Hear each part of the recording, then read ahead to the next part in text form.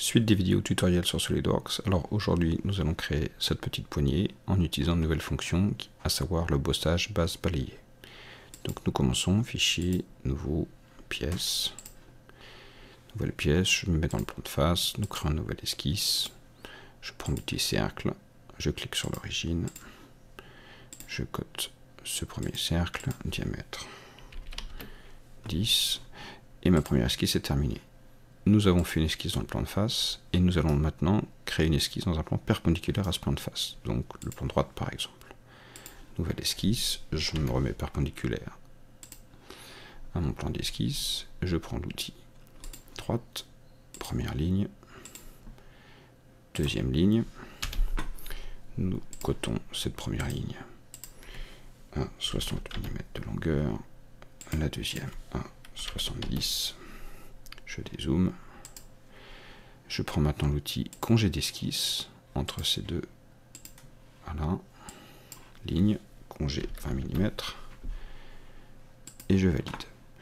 Nous avons donc maintenant deux esquisses de prêtes. Nous allons donc utiliser la fonction bossage base balayé.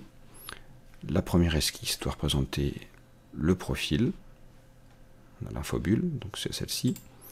La deuxième esquisse doit représenter la trajectoire, c'est celle-ci. Et nous validons. Et nous avons donc notre poignée. Donc nous voyons bien que dans la fonction balayage, nous avons les deux esquisses. La première, alors je vais la renommer, représente le profil de ma pièce, et la seconde, la trajectoire.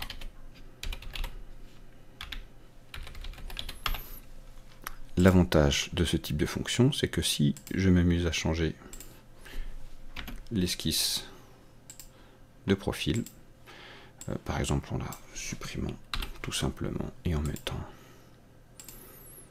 un carré ou autre, et que je valide, il a immédiatement recalculé ma pièce. Alors vous voyez cette fois-ci comme une barre qui a été tordue plutôt qu'un cylindre. Donc je vais remodifier pour garder l'aspect initial de notre poignée. Donc on peut faire du CTRL Z, là je supprime, je recrée mon cercle, je lui réindique donc cette fois-ci 10 mm, je valide, voilà, donc nous voyons bien notre poignée à partir d'une tige. Il ne reste plus qu'à rajouter un congé, cette fois-ci d'1 mm. Nous allons cliquer sur les deux arêtes aux extrémités, nous validons, et nous en avons terminé avec notre poignée. Voilà, merci.